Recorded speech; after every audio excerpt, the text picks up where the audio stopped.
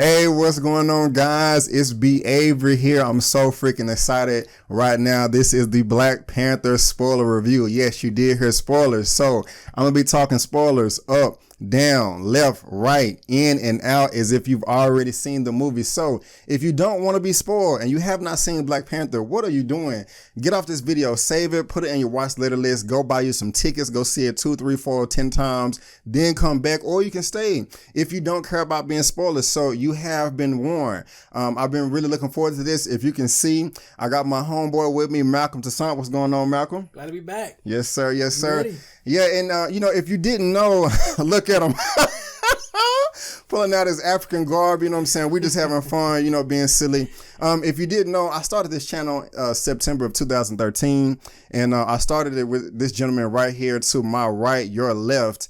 And, we was doing our thing. We was just doing nothing but spoiler reviews. We was consistent for a few months. And then, I was the one driving the ship, and I would lose steam and stop for some months. And, hey, be like, B, what we're going to do another review again? And we come back, start. And then we lost steam or whatever. But, we grew up, got busy, but now he's back. And so I'm real glad to have you back, bro. I'm excited. This is a good time to come back. Yeah.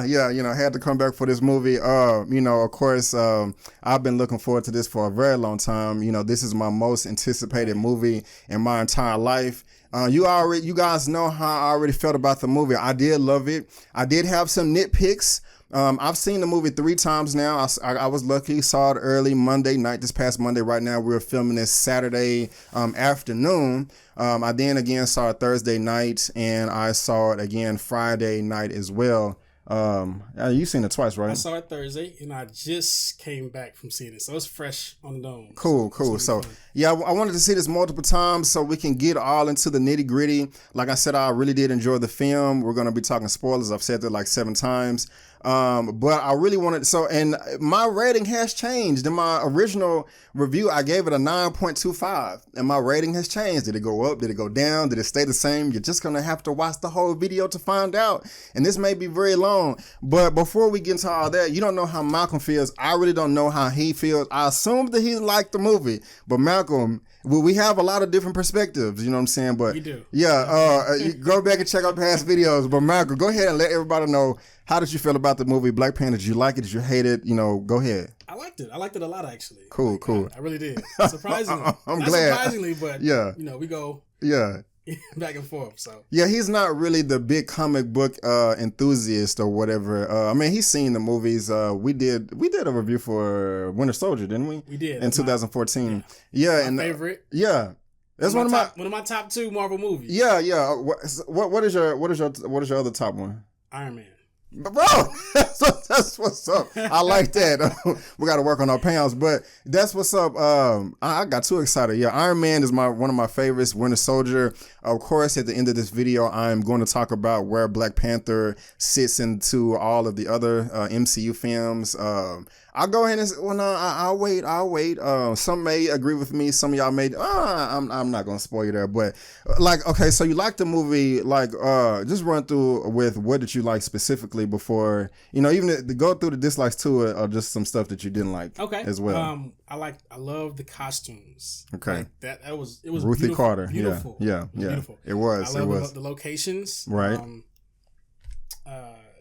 That was the main thing. The story, the script, I felt like every character was so multi-layered. Right. And it wasn't like good, bad. It was like complex characters. Exactly, they were bro. Very well written. Yeah. That's one of the things I liked about it too is you really, it's people call Killmonger, played by Michael B. Jordan, a villain, but it's kind of weird calling him a villain. And you probably heard other people say that before, but it's true because, I agree with everything he said. It really not about killing, we're going to let the world know and we're going to kill everybody and we're going to kill their children and we're going to kill, anybody that agrees with him. Other than that part, I agree with everything he had to say. I'll go ahead and just say this now. I am a little disappointed that he died at the end of the movie. So. Yeah, that sounded like some Marvel Disney type of stuff. Like, let's kill the villain. Yeah.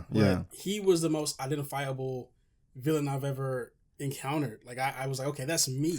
And to me, I've said in the past that I really haven't liked Marvel's villains. They've been kind of lackluster. But when I think about it, okay, we got Loki from Thor. He's pretty good. Michael Keaton from Spider-Man Homecoming playing the Vulture. He was a pretty good villain as well. And the one thing about the Spider-Man villain, Vulture, is he's not a mirror villain, because that is a big complaint that, Marvel always mirrors the villain. Like Iron Man 1, it was Iron Man versus the Ironmonger. In the Incredible Hulk, it was Hulk versus the Abomination. In Ant-Man, it was Ant-Man and his Ant-Man suit versus the Yellow Jacket. And, Thor as well with his brother. So do you have a problem with that? I'm on the fence. I don't have a strong disdain for it as much as everybody else. Right. But at the same time, I can appreciate the Spider-Man Homecoming with him having a complete different villain than, like in Spider-Man Homecoming, he wasn't fighting Venom. Venom is one of his most prominent, villains. But to me, Spider-Man is one of my favorite characters in Marvel. He has the largest, rogues gallery of villains of them all. And every villain is different from him, other than like Carnage and Venom. I said Carnage first. But I don't, it's sometimes I do want more. We're going to get variety. Right. We will get a Black Panther 2. I will say this, and I'm just going to be jumping around. The very end of the movie, since we're talking about mirror villains, when he was fighting T'Challa and Killmonger, when they was fighting in that mine, that scene did nothing for me at all, bro. Like, that was one of the biggest gripes for me in this film, because it was just a big CGI fest or whatever. That was one of my complaints with this Black Panther movie is, like you said, you love the costumes. I love the costumes. I love the characters. I love the story. I love the soundtrack by Kendrick Lamar and the score by Ludwig Göransson. The score was great. The soundtrack, I feel like it was pushed on the movie. Really? It didn't really feel as authentic as I thought it would. Okay. I mess with K-Dot, but it just, something didn't feel right. Okay, well, it was cool. It wasn't great, though. Right. The score, I love the score. It was beautiful. And Ludwig Göransson, he did the score from Creed. Ryan Coogler, director, worked with him before in the past. And just real quick, behind the scenes, we're going to talk about more than just the movie behind and in front of the scenes, but we're going to talk about the online response, the positive, the negative, all the stupid trolls, all the stupid racists, coming from white and black people, especially like people just mad. Like, are you about to say something? No, I'm listening. And like people getting mad, like, you're supporting this movie, it's just gonna go to the white man, and I got a black director and a black writer, but there ain't no black producers. There is a black producer. His name is Nate Moore. He is African American, so I just had to drop that joke because I'm not saying that I know everything, but when I talk, I try to just talk about things that I know what I'm. So did you not like that last fighting scene only because it was CGI? It was cool. It did not hit me as hard as all the other films. Like.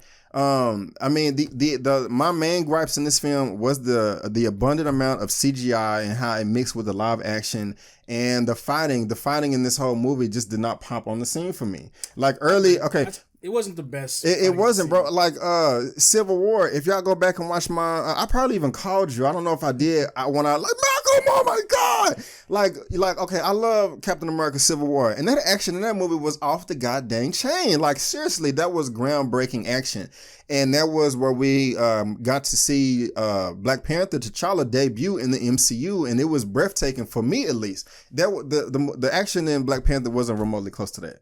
It just wasn't, and that's unfortunate. I just got to be honest. What do you think it was, though? What do you mean? Why did it not hit like you thought it should have? I don't know. Maybe it could have been Coogler. I love the guy. I loved him in his direction of Fruitvale Station. I loved him in Creed. Maybe he just didn't have the experience. I don't know where to put my hand on that. Okay, finger. I was missing the blood. Like that's what took me out. Because I would see some good scenes, and then it's just like, it took me out of the realm of reality, where it's like, you stab someone, you cut someone's throat, and it's like nothing. I'm like, I don't even see a cut anywhere. Okay. Because at first I was about to, I kind of looked crazy just a second when you said that, because at first I was like, bro, there was blood doing the waterfall scenes when all the tribes were on the waterfall, but at the same time, at the very end of the movie where he was fighting the Dora Milaje, the chicks in the red guard to protect the king, when Killmonger choked old girl up and she was like Wakanda and never and slit her throat. Is that what you're talking about? Yes. Okay. Yeah, yeah. But that happened quite a bit, and I get it. It's PG-13. Yeah. More tickets. I'm not mad at it. But right. But at the same time, after experiencing what's his name? Talk, but I'm on the mic. Okay. What's his name? Help me out. Give me something I can help you out. The red costume. Dora Milaje. No, in another movie. Another Marvel movie? Yeah. Iron Man? No, the Spider-Man? red costume. Deadpool. Oh, okay. Not right. I'm like, I gotta see some blood. It's okay. I understand. You can still sell tickets You and show can. some blood. Yeah, it's that. I mean, that's not in the MCU. It hopefully they Disney and Fox, Disney and Marvel and Fox right now have that pending deal right now. I mean, they signed on a dotted line, but it still has to get government approval. Being played by Ryan Reynolds. Since Deadpool does break the fourth wall, talking to the camera, the audience, I hope that they can bring him in without recasting him. I'm pretty sure they'll work something out. But I will give you that. Deadpool was fantastic. That movie is in my top 10. But like you said, this is Disney.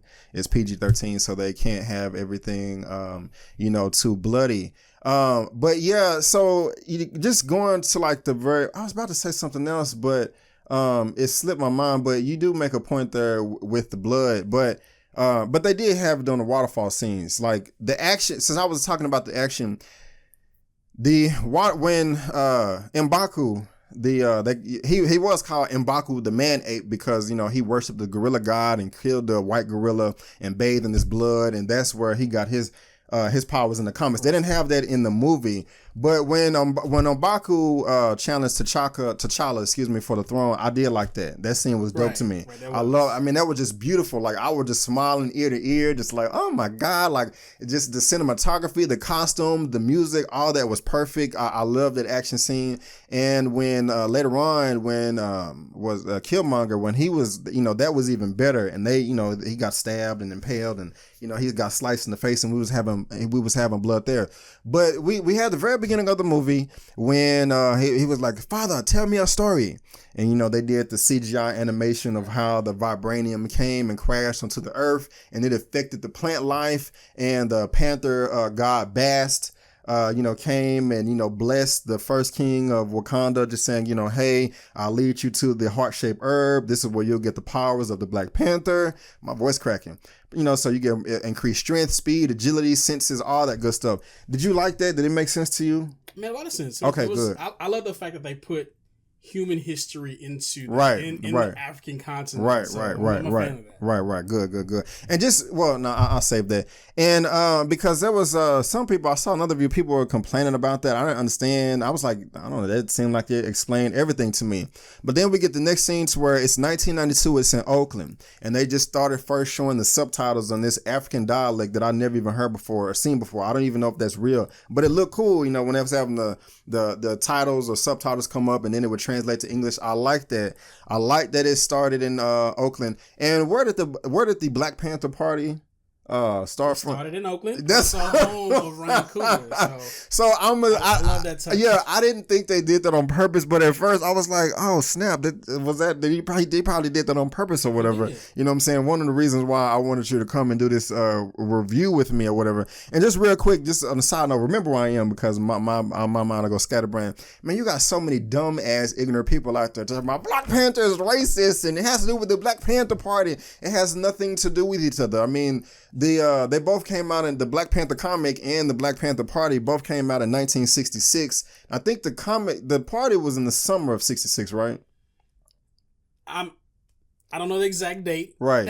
I just know one was the summer and one was the fall, of 66. So it had completely nothing to do with each other. But then, the guy that we listen to on YouTube, Tone Talks, Antonio Moore, to be dropping that knowledge, he was putting up a comic of when he showed up in, I think it was either Fantastic 452 or Fantastic 455, where the comics did not want to have actually anything to do with Black Panther, right? Which is a little problematic. I don't know if I want to say I understand. It was safe. It was safe for Stan Lee. Right. At that time, it still was, we were going through segregation. Right. This is in 66. So you're going to put these Black people on another continent to make it more Right.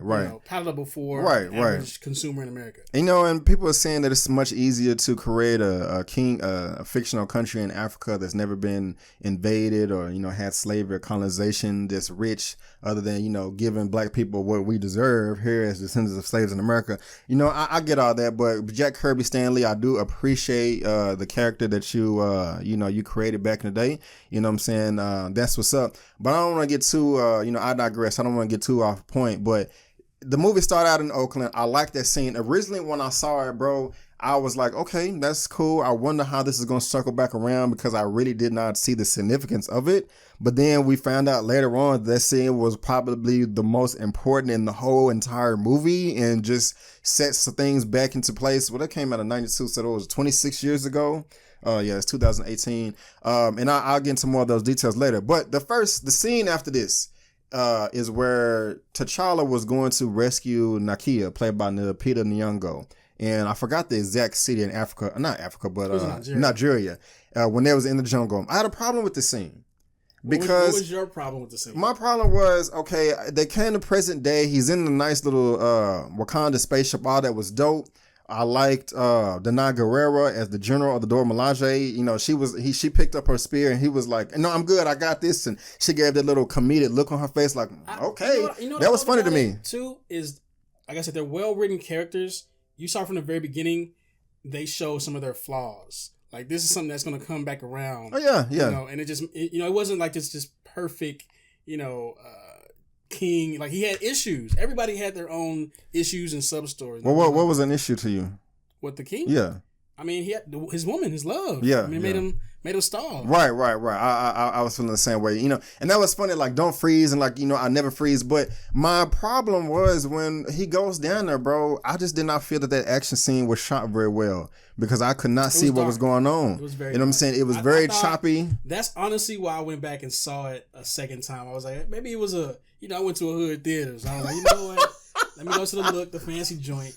Oh, what? You tripping? What theater did you go to the first time? Studio Movie Grill. Oh, okay. Yeah, I'm not a fan of the Studio Movie Grill. But yeah, man, like, it just wasn't, it was, I couldn't see what was going on. And some people may be like, it's dark at night and he's the Black Panther, so he's supposed to blend in. But yeah, but at the same time, I want to see him kick somebody in the face and, do the moves and claw and throw him here. And it just wasn't. Even the way they found him, like, he's up, you see, it was cool, the reveal, like, he's up in a tree, but then it was like, cut back. In a couple seconds.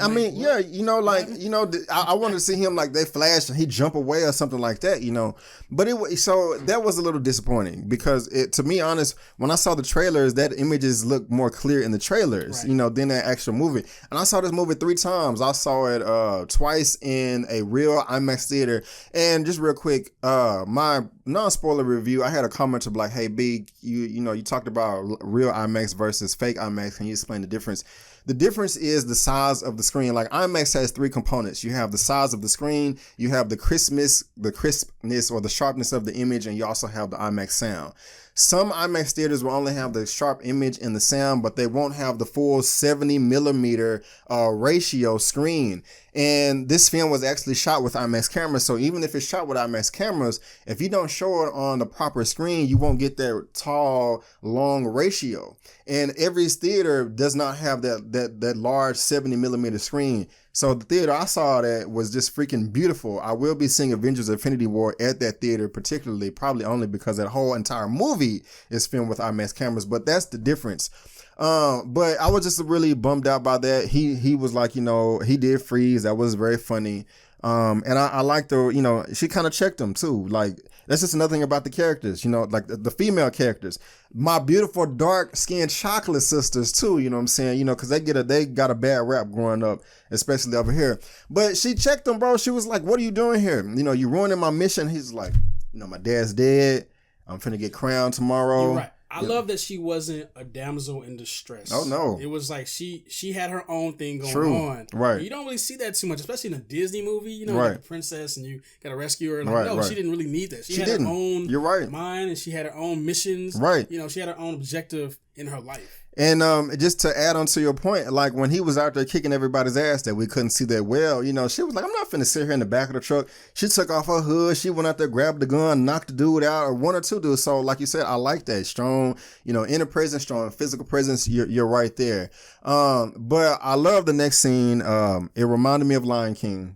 When they was in the spaceship and he was like, this doesn't get old, and they're flying over the landscape and, you see all the antelope or, cattle or animals running around. That's when we really, I think, first got the true African theme music by Louis Gorson. And that's just when I just started smiling ear to ear, bro. Just like, you really don't see it too much. I mean, that's the thing about, you don't really see that too much in big films like that. So you don't. It was good to see on the screen. It really was, man. I grew up, no disrespect to my African brothers and sisters and my African immigrants, but I don't know about you, but when I was little, we heard, stupid titles like African Booty Scratcher and They Live in Nothing But Huts and They're Savages and things like that, I think every American heard that. So it was, okay. Yeah. Well, you're right. And so just like to see this, just this, I haven't been to Africa. I want to go someday. I plan on going. It is on my bucket list. The whole continent? No. Well, you're right. No, I do want to, I want to go to South Africa. I want to go to Zimbabwe because I work with a guy from Zimbabwe and he used to just drop all this knowledge. I want to go there. I want to go to Ghana.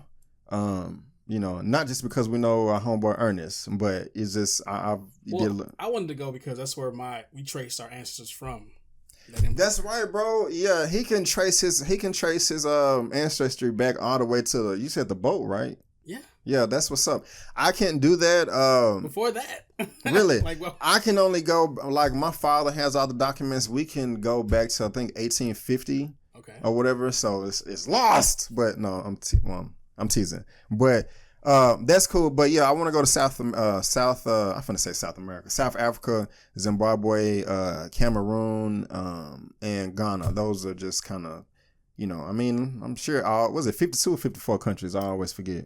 It's 52 or 54. One of those. Yeah, it's close. It's a lot. We should know. And they're not all the same. My goodness, the weird different tribes. Man, it's different empires. Different tribes in each country that are just so different. I mean, and you cannot, Black people, beings of us on around the world, we are extremely diverse and completely. So, bro, it's like some Africans I can't even talk to, bro. If I say that's what's up or something they're like, what does that mean? You know what I'm saying? But I mean, we have a different culture. Yeah, that's completely one of the different, things man. I really can't wait to talk about because my experience was totally different. Well, I don't know if it was totally different, but in the theater I went to this morning, there's a big group of actually African immigrants. You can hear the accent. They were yelling at the screen like it was Nollywood. I was like, worse than us. And then you had the white folks and you had the African American descendants of slaves, Black folks. And so it was different responses at different times. And you were like, okay. So I was like watching the movie, but also, watching the crowd too to see like what the response. And it was very, very interesting. Really? So, yes. I mean, you can keep talking because I'm very interested on that. Just like the final scene, of course we're all going for T'Challa, Black Panther. That's the hero of the story. Right. But the African people were like, rah, rah, rah, rah, rah. Like, this is it. And the Black folks was like, wait, rah is good or bad? Good. Okay. Like, yes, get him. Yeah. But the Black folks were torn, like myself. Like I told you, I identify very much so with Killmonger. Oh, yeah, bro. Hell yeah. He represented African-American descendants of slaves.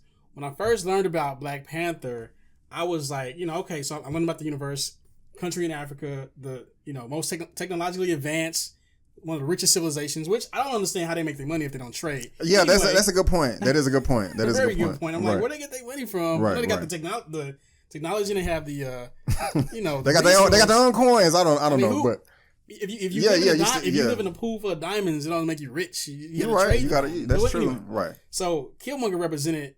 That's why I'm so happy that Ryan directed this. Like, American descendant of slaves. From the hood. Right. His parents were community organizers and worked regular full-time jobs. It's a regular, smegular Black dude. Right. Like, no immigrant that comes from the top class. Right. Came over here and we got stronger opinions on that, bro. Yeah. Yes. Well, it may have set some I don't know if I'm going to get into it right now, but keep talking. Whatever you want to get into. It's like, look. And I'm just now realizing this myself, and you know this. The whole Pan-African movement is a myth. It is not true. I only think you're gonna get like 20 something dislikes right now, like but it's the truth. But it's the truth, bro. And that's like for us personally, like from what we know. Let me take that back. My grandmother traced our ancestry back to what is now present day Ghana, and so we knew, what happened and who kidnapped us and everything. Pan-Africanism is not real to me because I'm not like, every black person, every person with my skin color is on my side. Right. There are people that captured and sold us into slavery. So every African king, I can't automatically identify with them just because they have my same skin color. But let me ask you this, bro. We steering away from the movie, but that's okay. When you say that they were, of course, we all know that some of us were captured and sold into slavery by our own people.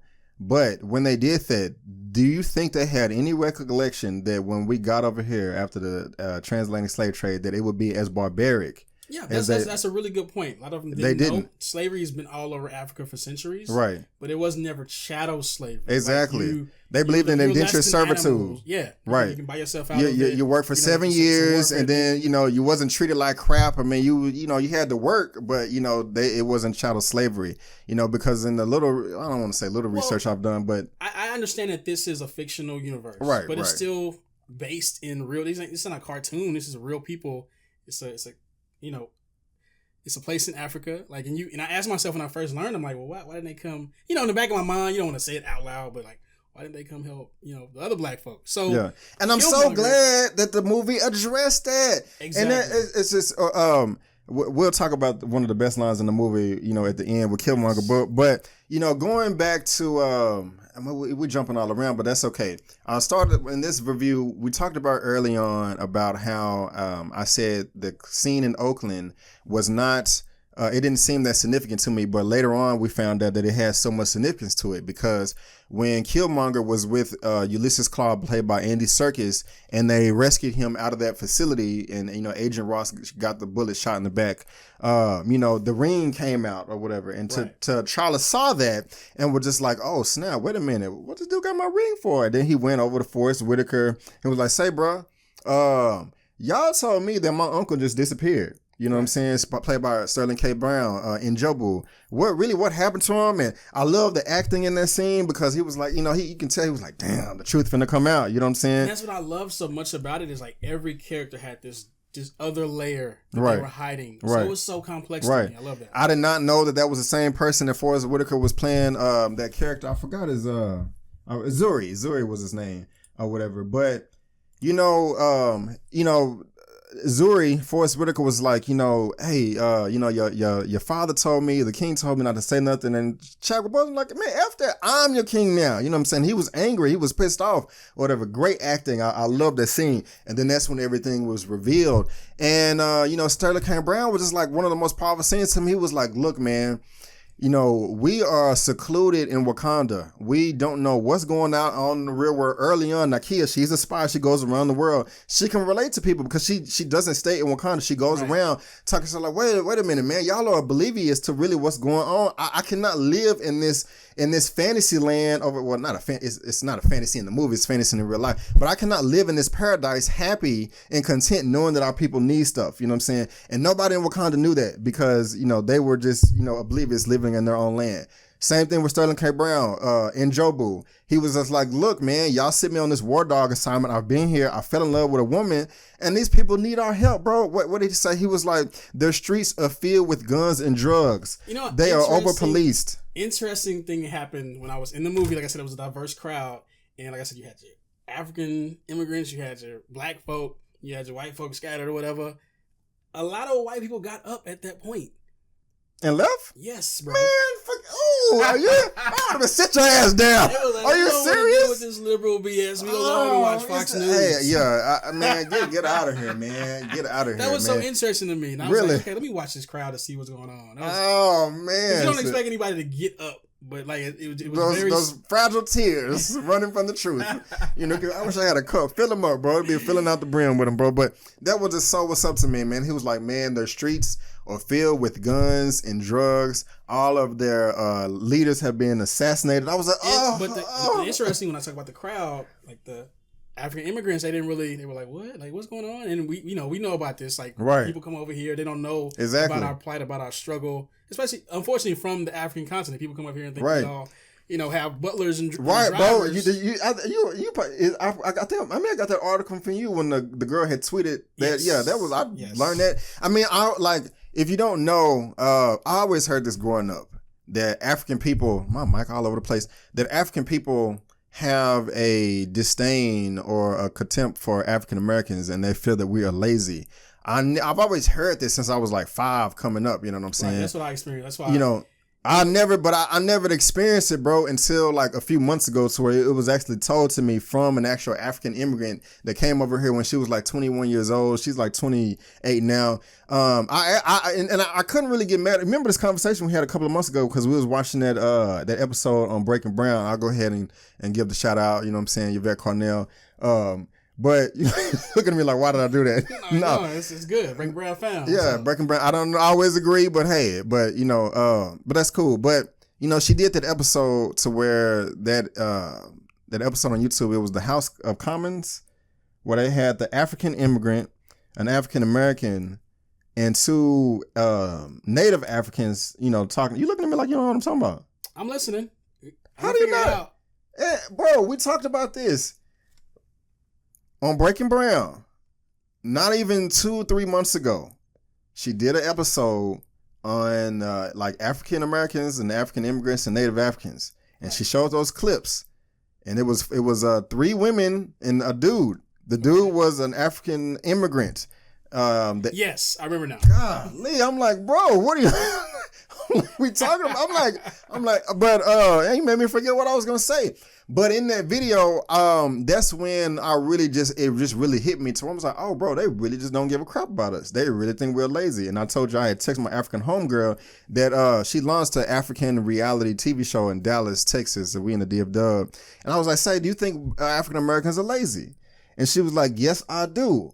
But she came back. She was like, but I truly understand that I do not have a remote understanding of everything that y'all went through and the struggle. And she also acknowledged that the way that, the reason that they are able to come to this country freely is because of us or whatever. So I was like, okay, at least she knows that. At least she admitted that she's ignorant to the fact that she doesn't know the true history.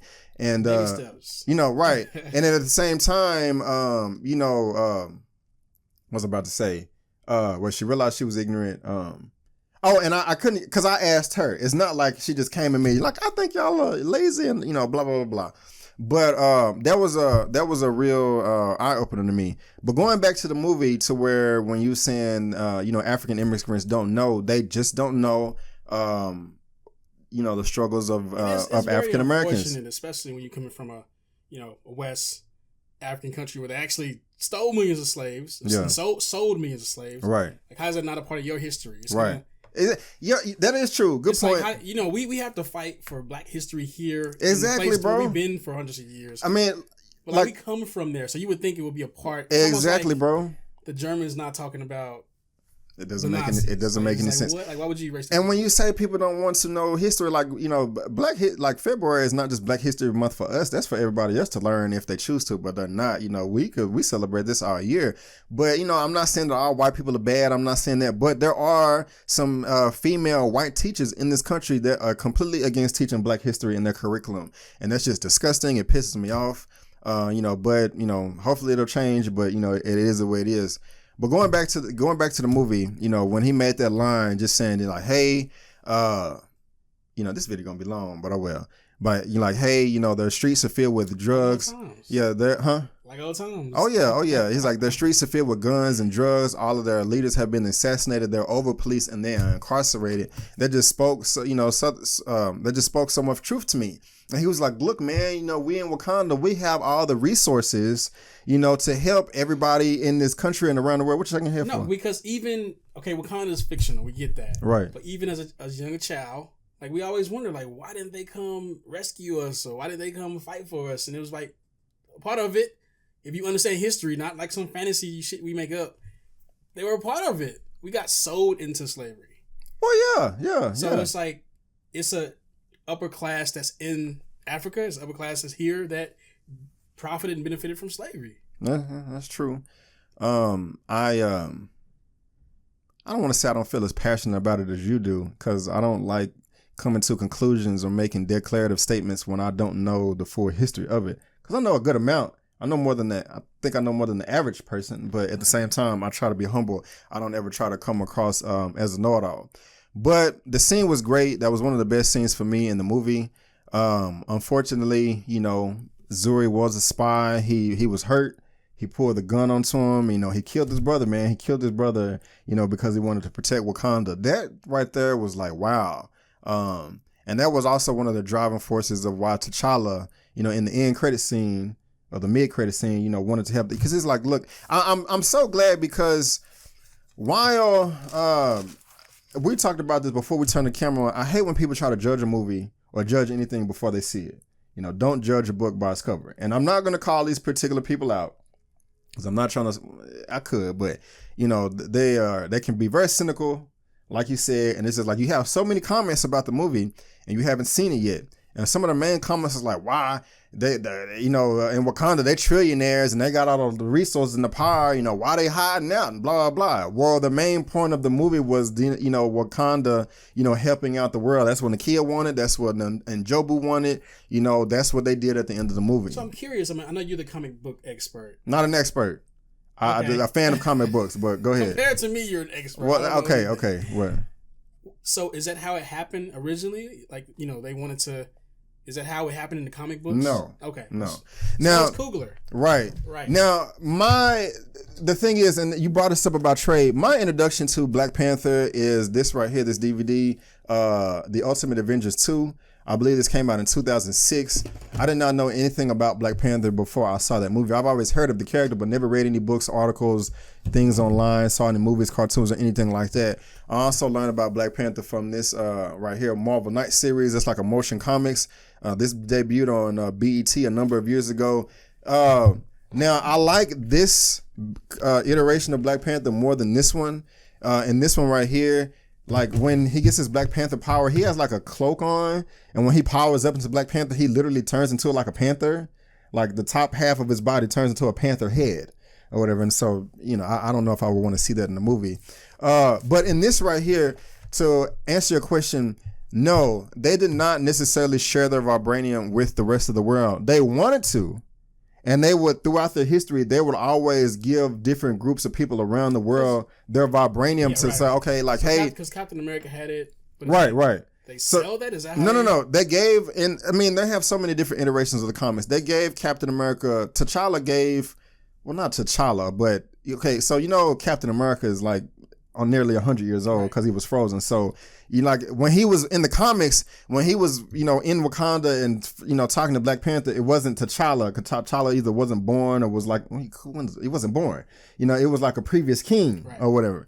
And so at that time, you know, Captain America helped, you know, Wakanda do something. I may be getting it wrong. Let me know in the comments. But because Captain America helped, he gave him, you know, here goes some vibranium. You know, you can, you know, use this for whatever you want or whatever. And that's where his shield came from. I don't want to talk about the whole thing, but in the comics, there's so many different iterations. You know, we got Reginald Hudlin, Christopher Priest, Ta-Nehisi Coates, got one who also wrote The Case for Reparations or whatever. I should link that in the description of this video. I am. Video, actually. Yeah. If you want a Case for Reparations by Ta-Nehisi Coates, who also wrote one of the last drafts for Black Panther, read that or whatever. It's a very good piece.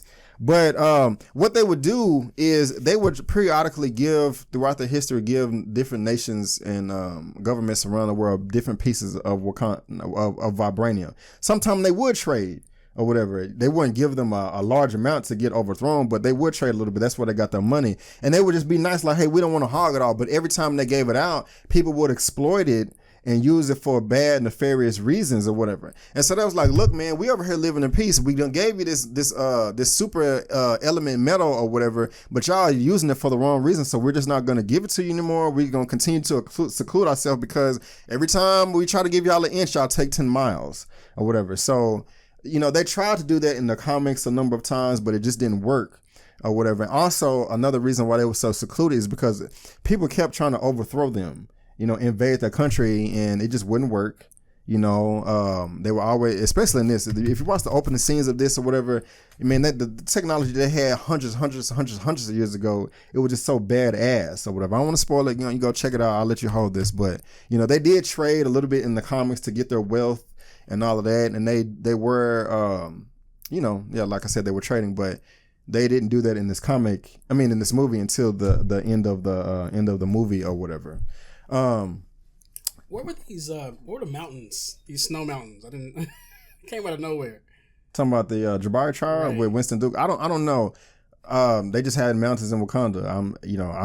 There's 5 tribes. You have the merchant tribe, you have the border tribe, the river tribe, the mining tribe, and the mountain tribe, the Jabari. And that's whenever at the beginning of the 5 tribes. Like some people I was seeing in comments talking about why did they ban the Jabari tribe, the mountain tribe. It's the Jabari mountain tribe, same thing. They didn't ban them. They secluded themselves on their own. Because technology. Right. They don't agree with all the vibranium. They're just like, look, man, you're getting away from my ancestral roots. That was a good point, too, when he brought that up, because you see that a lot with Africans that I know. Like, we have this new generation. They want to be, get away from tradition, get away from our culture. So I see that infight a lot, too. Gotcha. Yeah. I wouldn't, I got you. What was I saying? I forgot. Oh, but yeah, they I don't know if you noticed in Baku at the end, they had those wooden staffs, and in his kingdom they had all their wooden thing up. That's like their vibranium to them. This really, really strong wood. I don't know what it's called exactly. I can't remember. I'm not finna say it's unbreakable, but it's not as strong as vibranium, no. But it's a strong ass wood. You can really bust some heads with that. But I feel like we talking so much. I feel like we're talking more about the outside than the actual movie, but it don't matter. That might happen. Yeah, it's cool. But going back to the movie after after that scene, he comes back. I really like when going into this movie, bro. I was really not feeling Shuri, played by Letitia Wright, the tech genius or whatever, the Q, with all the gadgets and stuff. Like in the trailers, bro, she just seemed really corny to me. I was just like, oh my gosh. She's like, let's go in the car. But I was wrong. I loved her in the movie. She was one of the best parts in the movie or whatever. I really liked her.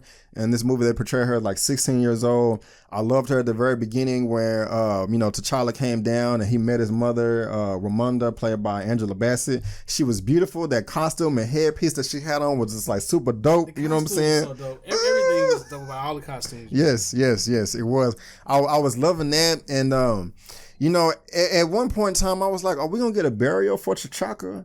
And I was like, well, I guess it wasn't necessary because we got to see them when he goes back to the ancestral plane. But real quick on that, or press pause on that. Shuri, did you like Shuri? Which one was Shuri?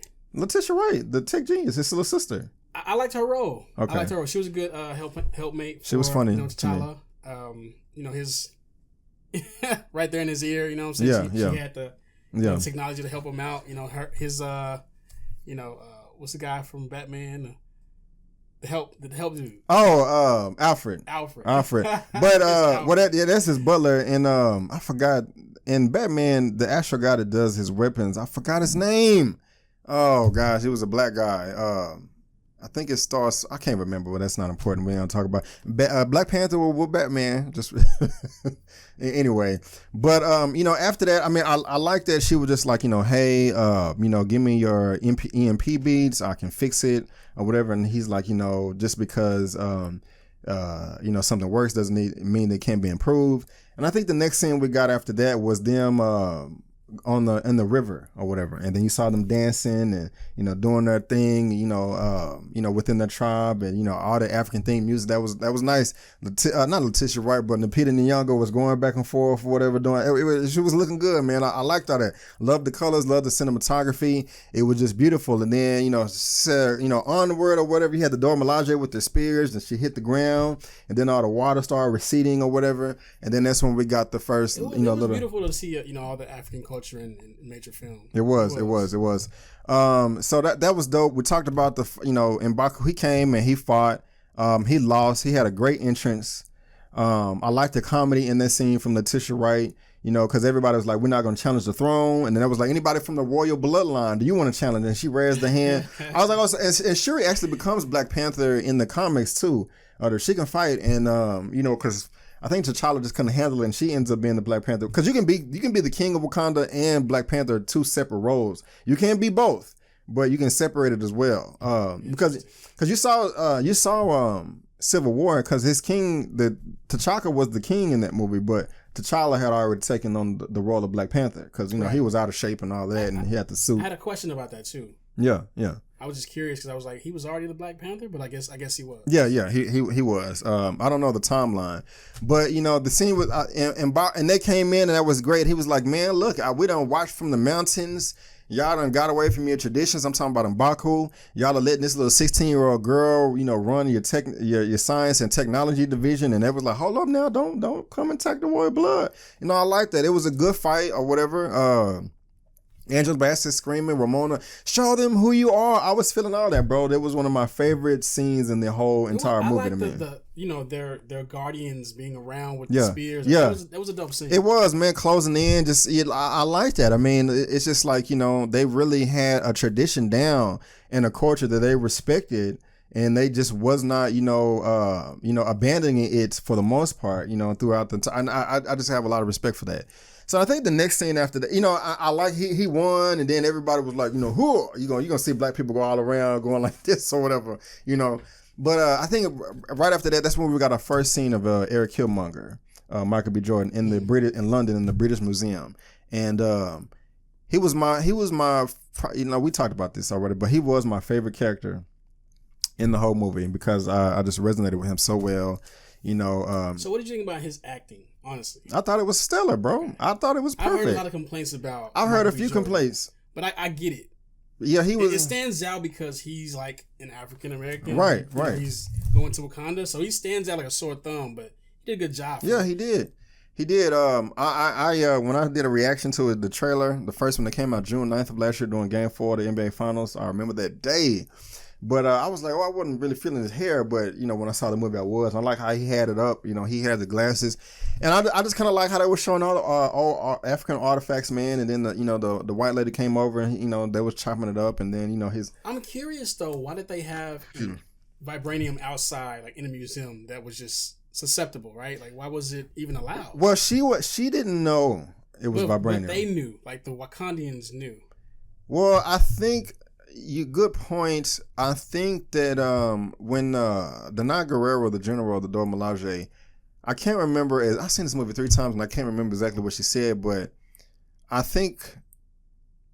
either think they probably gave it away to somebody and then they got lost and they just like, okay, this is just a little piece that's in this museum. We know that it's there. As long as it stays there, it's fine. Because when they did capture it or whatever, that's when they was like, okay, we got to get involved now, which made them go to Korea. Right. So they probably just let somebody have it and it got lost a long time ago. And they just was like, okay, this is just a little piece here. It's not going to cause too much, chaos or harm. So we'll just let that stay there. We know it's in the museum. I wonder how, they found out too. Like, how did they know that was vibranium? I'm assuming. What do you mean? How? Like Michael B. Jordan, I'm assuming that, Killmonger, his dad's book, he had all the information. Right. But I agree. That really didn't bother me because he was just so disciplined and trained, and he had a strong sense of history. I just knew that he just knew somehow, and that he had some type of connections somehow to find that out. That wasn't like that may be like a problem for somebody else, but it wasn't an issue for me. I mean, if it's an issue for you, that's fine. I'm just curious. Yeah, I mean, hey, that's a decent complaint, but they poisoned her drink. She passed out. The curator or the museum lady.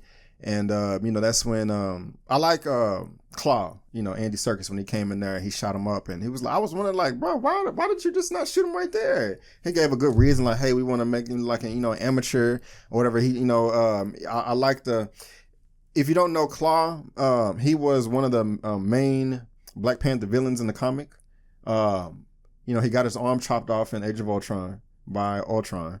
Now he has that sonic cannon in this movie, and I like how they did that. It looked like a hand, and he got that from vibranium. That's when he was able to get the rust off the vibranium. I liked all that, and break the glass. All that was perfect. Now I believe a weakness of vibranium is sound, and Claw is like that was one of the ways he was able to keep over Black Panther because he had a sound cannon on his arm, so he can shoot like giant sound waves and distort the vibranium metal. They really didn't do that in this movie, and I will touch on that later on because my opinion was kind of conflicting about how vibranium worked in this movie. But I guess I'm going scene to scene. But yeah, that was we didn't see Killmonger. That was the introduction, and we did not see him for a while. After that, the next scene I think we was in Wakanda, right? And you really are going scene by scene. I guess so. I mean, we don't have to, but I don't mind. I'm here. I'm just that's when Danai Gurira. Well, we got that. Actually, I think the next was actually when T'Challa was in the laboratory and he was getting all the she was updating him with the tech. I was laughing, when he kicked the mannequin and it flew across the room. That was funny. I liked her joke when she would just like, hey, someone's shooting at me. Let me put on my helmet or whatever. She made the reference to the James Bond movies like, hey, these are the silly little movies that father used to watch back in the day. That was a nod to James Bond. I liked all that. I liked the joke with the sneakers, and also she was like, what are those? I laughed my ass off.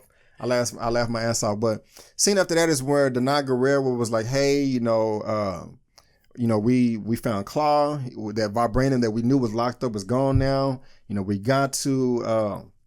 This is a chance that we have to go get him. This is a very important scene for me because Wakabi, played by Daniel Kaluuya, part of the Border Tribe, the guy from Get Out. There was a very important line in that movie where he was like, look, man, Claw is one of our greatest enemies. He slipped through our fingers for 30 years. Your father, T'Chaka, couldn't bring him in. He killed our people. He killed my parents. So that right there was one of the reasons why I completely understood why he was so with Eric Killmonger towards the end of the movie. It made perfect sense. It made perfect sense. And then at the same time, I saw this one super coon, bro, that was talking about, man, they even had black on black crime in Wakanda. I'm like, man, shut your dumb ass up. Because the thing about it was, Killmonger, I'm jumping around, but Killmonger was not wrong. He had a blood right to the throne. Right. And plus, when he killed Claw, which I was very surprised by that, I was like, oh, I don't... Right. You didn't see that coming. No, I did not see that coming. I'm like, why would you kill Claw? And I'm going to bring up a plot hole. Or whatever. Well, first, I'm going to circle back around because I know I'm jumping all over the place. Like, Brennan, you just made 2 points, so you didn't finish them, and you're on your third.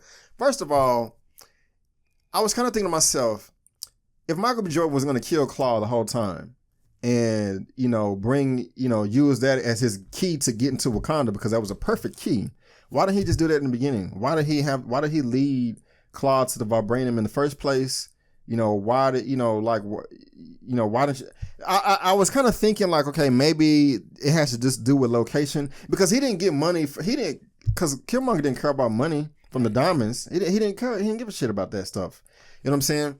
But I was thinking because that was at a plane, maybe he had to get access to a plane or something like that, or get further. Maybe Claw had to get him to a certain point in America or another part of the world to get closer to Wakanda. But they could have explained that a little bit more. Right, because it was like he could have killed Claw right then and there. A lot earlier in the movie, you know what I'm saying? So that was an issue to me, but maybe somebody can explain in the comments. But when he killed him, I was like, oh my gosh, I wasn't expecting that. It made sense.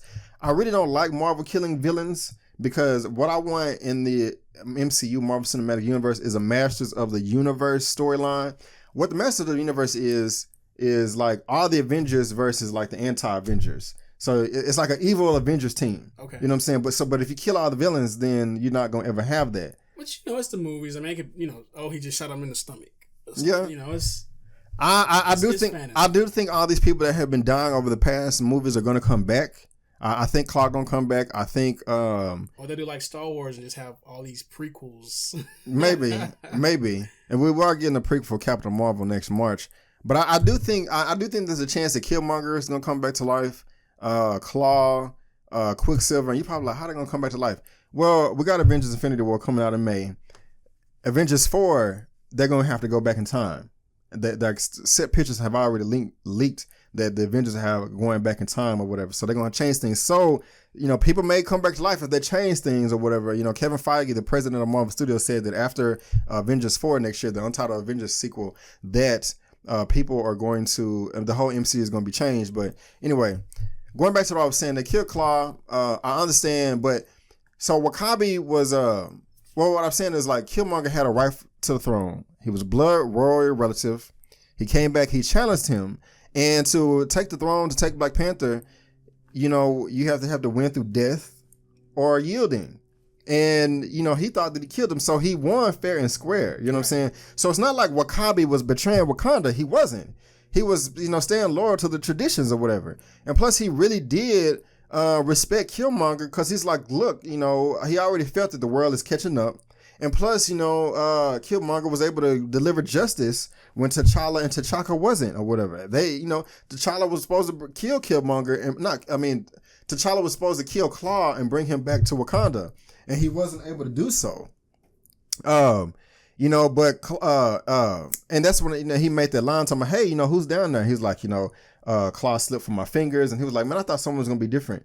So when Killmonger did it and brought him to the border, it's like, okay, he's a difference maker. He's gonna be right. He's gonna bring something different that we've never seen before.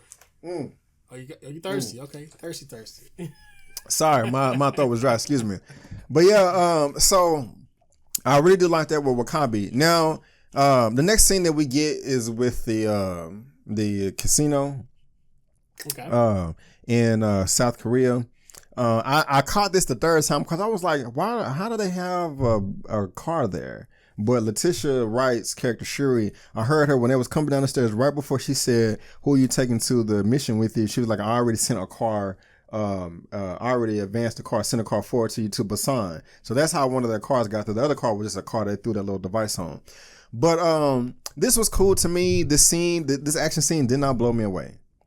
Because I talked about the first one where there was in Nigeria, it didn't blow me away. Well, certain parts of it didn't blow me away.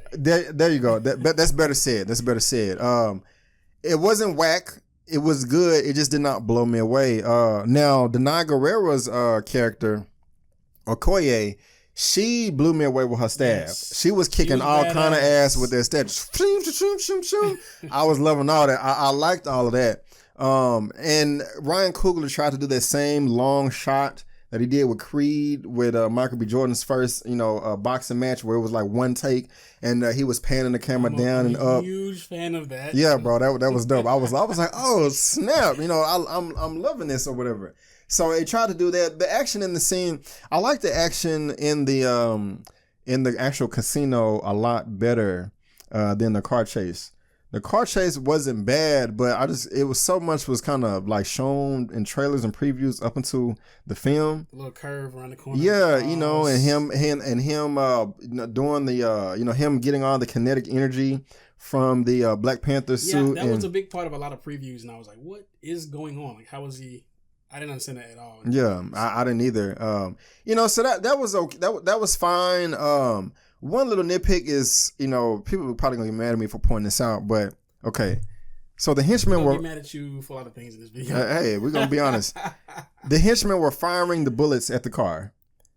Claude was like, "You idiots! It's a vibranium car. It will not penetrate the car." Right? Remember that? Yes. Okay. So Danai Gurira gets on top of the car and she has some type of magnetic shoes or whatever, right? So the bullets couldn't penetrate the car. The bullets cannot penetrate T'Challa's Black Panther suit, right?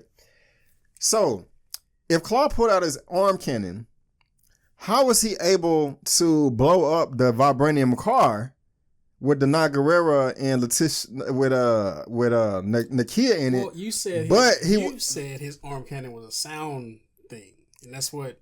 But at the same time, when he shot T'Challa in the shoulder with the cannon before he held him up on the car, that didn't do nothing to him. Now, do you see what I'm saying? It's a Disney movie. Now, the way they could explain this out of it is that they have vibranium in different variations. Like the shield. Deep. Yeah. For example, the T'Challa's Black Panther suit in Captain America Civil War and the very beginning of this movie, it did not absorb the kinetic energy. Right. So I'm thinking maybe the car couldn't absorb the kinetic energy like like his new suit could. So that's probably why the car was able to get blown up, but not, T'Challa's suit or whatever. You know what I'm saying? Because I was like, they both should be able to absorb it. So I think I just explained that myself, actually. So actually, that's not a plot hole. That makes sense to me. We're gonna go over that or whatever. So it's not a plot hole. I take that I take that away.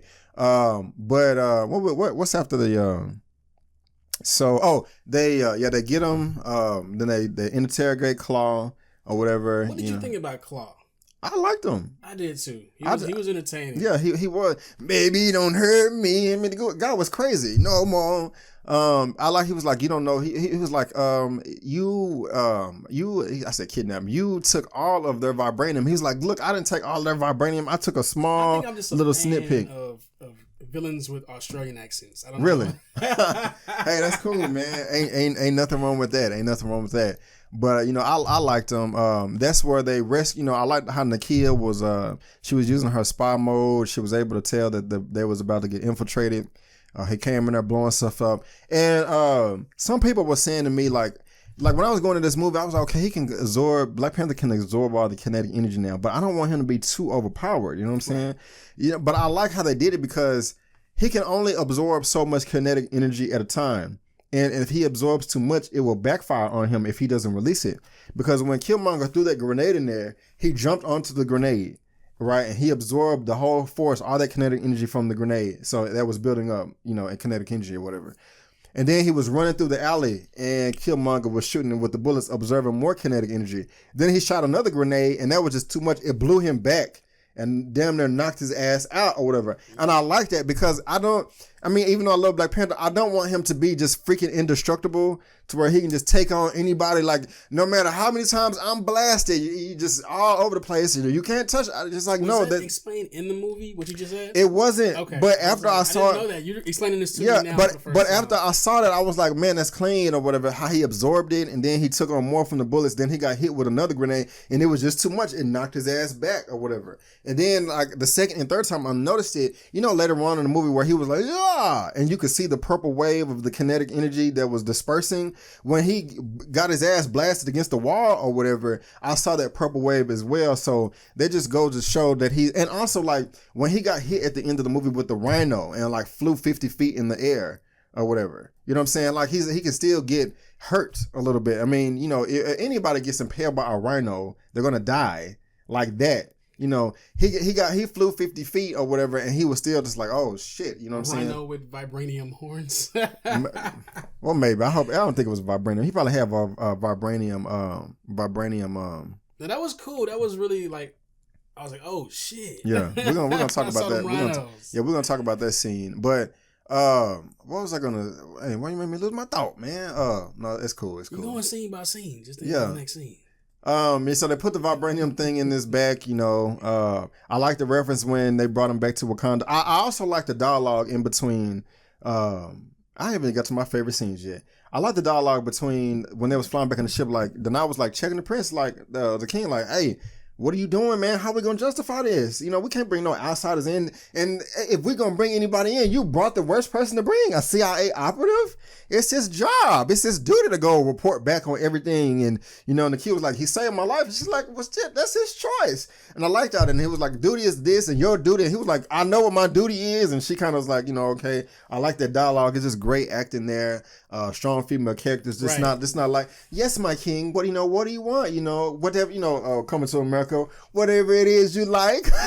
I mean, she's a general though. Right. I'm teasing. Yeah, I did too. So that's dope. I also kind of like that Agent Ross was not like a complete dumbass schmuck.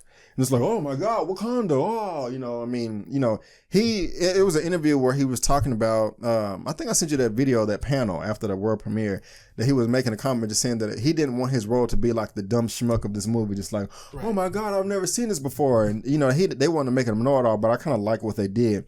Some people actually feel like he shouldn't have been in the movie. Like that the movie didn't really need him.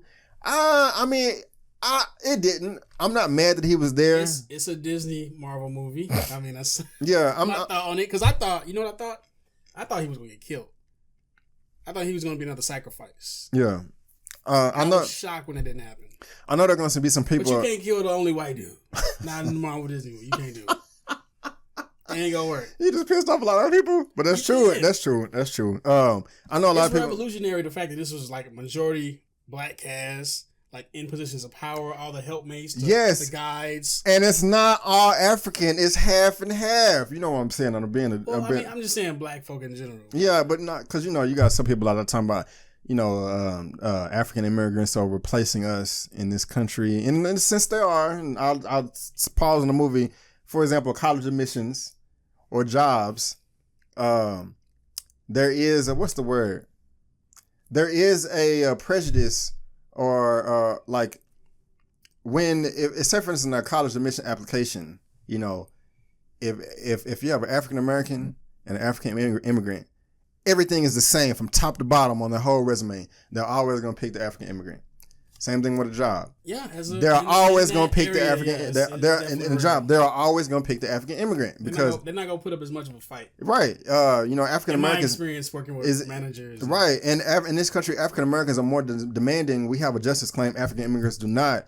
Not disrespecting them, but that's just the truth of it. You know what I'm saying? And I just brought that up because some people didn't do their research talking about because they're mad that Daniel Oyelowo, who took the role of Martin Luther King in Selma by Ava DuVernay, should have went to African American. It should have. I can't get mad at that. Or Daniel Kaluuya, who played Chris in Get Out by Jordan Peele, and that role should have went to an African American. So they're Samuel L. Jackson making that claim. I'll tell you why. Of course. Like Nigeria, they have Nollywood. So man, if they make a movie about some black folks in a fictional American city, they're gonna use Nigerians that are there, right? So Hollywood, they're making a movie about a fictional African country that have people that look like Africans in Hollywood. We make a lot of Hollywood, right? Yeah. And actors that don't get jobs, but they make sure to pull Africans for the role. I'm torn about it. I don't mind it, but I'm just like, okay. Yeah. I'm kind of torn too. In this movie, they did split right down the middle. You have, 10 people in the main cast that are black, 5 African Americans, 5 African Americans are Chadwick Boseman, Michael B. Jordan, Sterling K. Brown, Forrest Whitaker, Angela Bassett. Those are the African Americans. The Africans are Winston Duke, Letitia Wright, Danai Gurira, Lupita Nyong'o, and Daniel Kaluuya. And then you have Ryan Coogler, African American. I forgot the other writer. He's the writer as well, but I forgot the other writer. He's African American as well.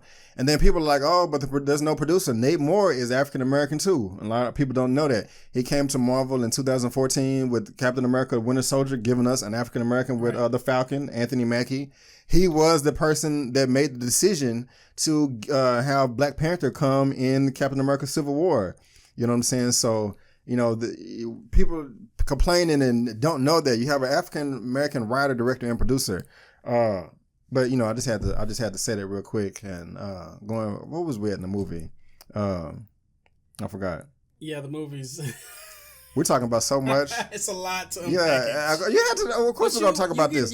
I knew this video was gonna be more than an hour. I mean, I knew it was gonna be at least an hour. We're at an hour and about 7 minutes right now. Shit. It's all good. It's all good. It's not. But anyway, you can tell there again. I looked at it from being an African American descendant of slaves. Yeah. Who directs as well. You can see the handprint of Ryan Coogler on it. Yeah. He's putting dialogue in there that questions I would ask if they gave me a Marvel universe comic book movie to direct, and I would of course I'm gonna put my fingerprints on it to ask the questions that speak to me and things I want to know.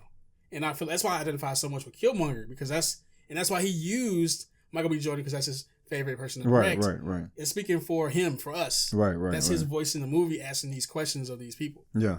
That's so what's up. Yeah, bro. I agree 100%. Man, where was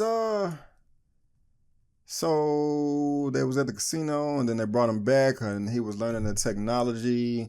Oh, and then after that scene where that's where the ring comes out or whatever, and then T'Challa goes and confronts Forrest Whitaker, and we already talked about that. My favorite scene of the movie, bro, is when Killmonger came into the throne room, bro. That was my favorite scene. Monty? You know what I'm saying, bruh? It's like, man, this is some bull crap. Yeah, y'all look comfortable in here. You know what I'm saying? It's like, look, there's 2 billion people around the world that look like us. Exactly. Y'all in here, parlaying, kicking back. You know what I'm saying? You know what I'm saying? Just, and we over here struggling. It's like, what the hell is going on? This is like bull crap. And I felt him, bro. Like, because I am not going to lie. When one of the pundits that we follow, when it was like, man, I was going into this movie like, okay, I hope they address that why are these Africans, these Wakandans, sharing these resources with African Americans around around the world. And that was the main driving point in this movie. And, he was like, I want the throne. If I'm leaving anything out, let me know. Because I'm talking about this is my favorite scene, but I can't remember. And then he was like, yeah, I'm here, you know what I'm saying, delivering justice, to this kingdom and, and the king that y'all couldn't even do it, but I'm doing it. And, Chadwick Boseman, the Black Panther, got up and said, hold on, bro, you're not finna disrespect me in front of my people. I will whoop your ass, you know what I'm saying? So he rolled up, and then the door of my lodge, they coming down like, hold on, we got to get the king back. I'm like, yeah. I was loving this shit, bro. I was like, this is getting good. It was nice, bro. He was like, look, man, I know who you are. That's the only reason why I'm not kicking you out or kicking you or killing you now or whatever. It hit a soft spot. Yeah, bro. T'Challa probably wouldn't have killed his brother. Yeah. He probably wouldn't have he's a totally different man. Yeah. So, bro, and then he was just like, look, man, she was like, ask who I am. And, Shuri was like, you Eric Killmonger, you da-da-da-da. And she's like, that's not my name, princess, or whatever. And then he was like, he was like, I want the throne. And people were like, and, Ramona, Angela Bassett, like, man, we entertaining this show. I think she called him a charlatan, get him out of here or whatever. And, T'Challa's like, all right, send him away. And then the dude from the Ruber trial was like, who you are? I am Indajaka, son of Jabaru. And I'm just like, and then the music for the story came in, doom. And I'm just like, yeah. Bro, I was feeling it. It's like, you ain't the son of a king, you a son of a murderer. I walked in on my dad and he had panther claws in his chest. And I'm here to kill you. And I'm just, bro, I was feeling that scene, bro.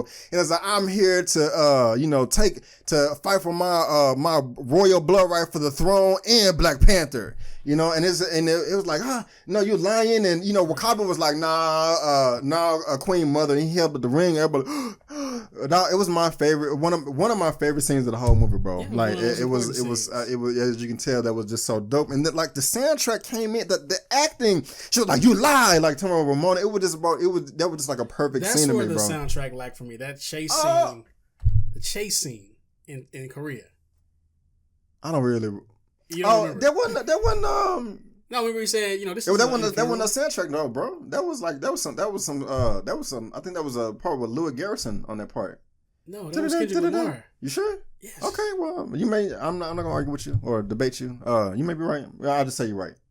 But, bro, that scene was dope, and he was like, the dude was like, man, it's gonna take weeks for us to get a battle or whatever, and it was like, man, I don't need weeks. He said like that, I don't need weeks. I just need him, or I don't need the whole country. I just need him. And he was like, bro, like the passion and anger that he had just built up within him, bro. Like, cause you understand where he came from, bro. Exactly. He was a fucking. I'm sorry. He was abandoned, bro. Like that. What kind of crap is that, bro? Yeah. They left him there with no guardian, bro, in a book to read. Like he just. Like the African American, bro, yeah, he was, bro. Like, that just like he was. I do not blame him, bro. I do not. It's hard to call him a villain. Like he is seeking revenge. He can't kill T'Chaka. He can only kill T'Challa. That's what I love so much. When you have I don't really know if this person is the villain or not. Like, yeah, bro.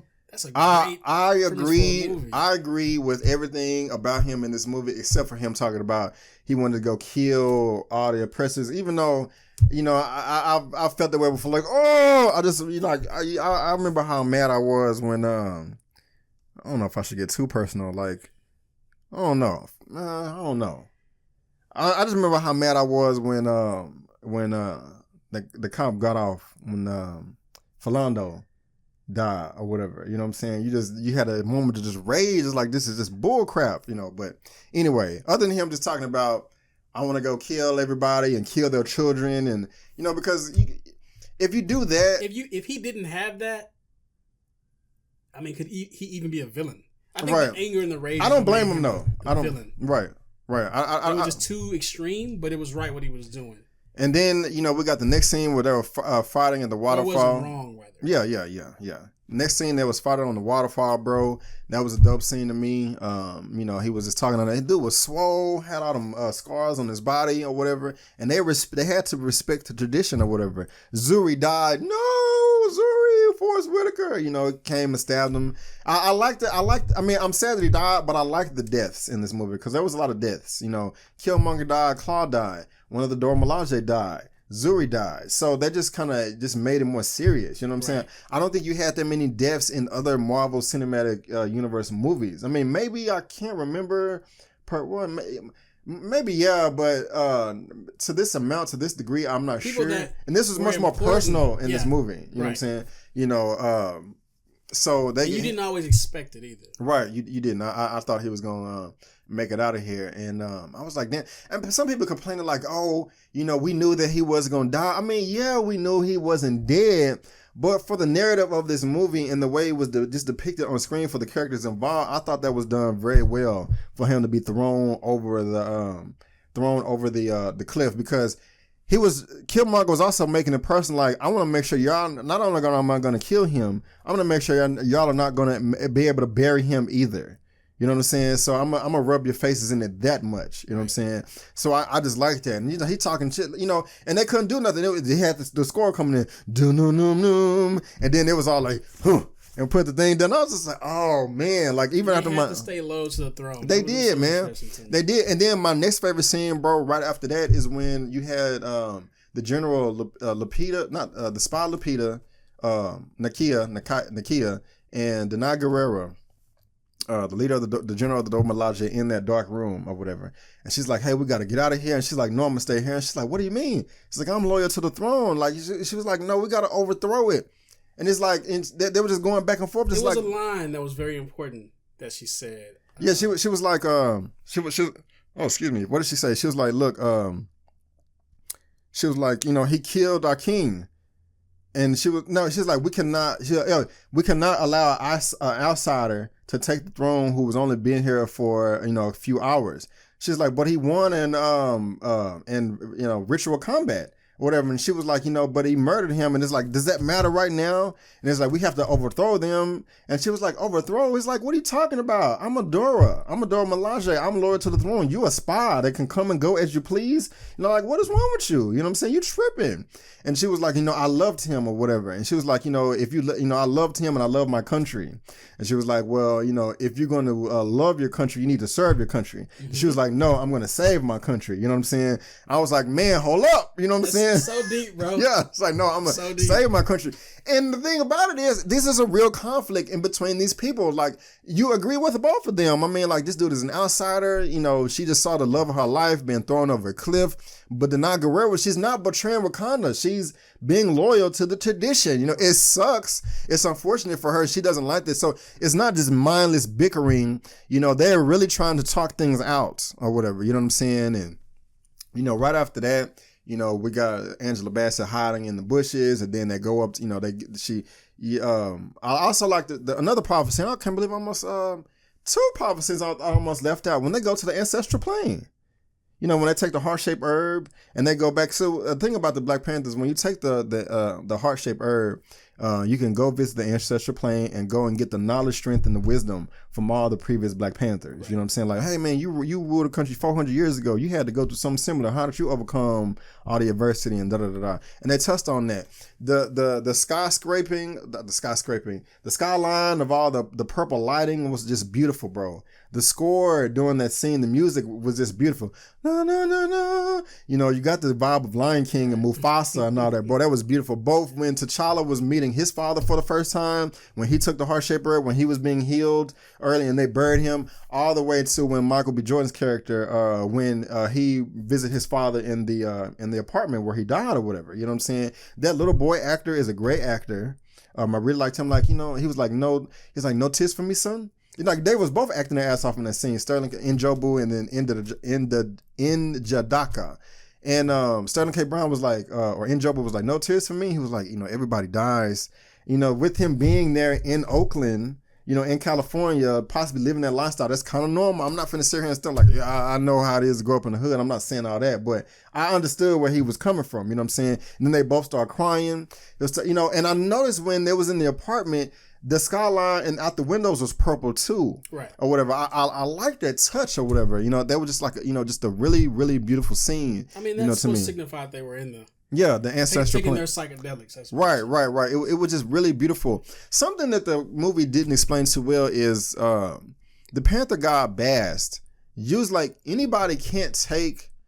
Well, no one can just take the heart-shaped herb and get powers. You either have to be King Black Panther or have royal blood in you, right? And if you try to take it, like in the comics, somebody tried to take it. I think Killmonger tried to take it in the comics and like almost killed him. It's like poison and put him in a coma or something. But he was able to take it in this, but he had the royal blood, so that made sense. And he also earned the right of king, and so that made sense. But it didn't make sense to me how they tried to offer it to M'Baku, because I was like, I mean, he didn't take it later on. But I was like, if he would have took it anyway, that should have knocked him out or something, or like, I don't know. Maybe I wonder what they were trying to do with that. What was he gonna do with the heart herb? Oh, he's gonna gain power. But did they know that it could kill him? That's what I'm saying. Right, okay. In this movie, they abandoned like. Well, maybe that's something that they're.